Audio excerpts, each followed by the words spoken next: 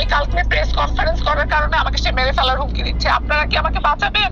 একদিনের মধ্যে ওই লোক জামিন পাইলো কিভাবে? ইমনের নাম্বারটা সব বন্ধ, আমি ইমন সম্পর্কে কিচ্ছু জানি না, এবং ইমনকে আমি পাইলে ওর নামে মামলা আমি পরে করবো, আগে আমি সুস্থ হয়ে।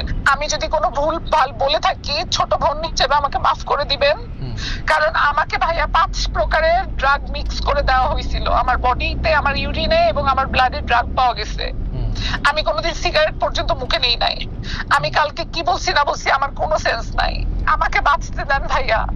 ওই লোকের কাছ থেকে ওই লোকের কিভাবে একদিনে জামিন পাইলো, কোন নেতা কোন মন্ত্রী তাকে জামিন দিল একদিনে, এটা আপনারা খুঁজে বের করেন।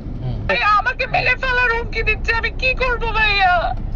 সে বারবার প্রেসারাইজ করতেছে যে আমি যেন আর কোনো কথা মিডিয়াতে না বলি, বললে আমাদের টাইনা ছিঁড়ে ফেলবে, নাকি বনানীর থেকে উঠায় নিয়ে মাইরা ফেলবে।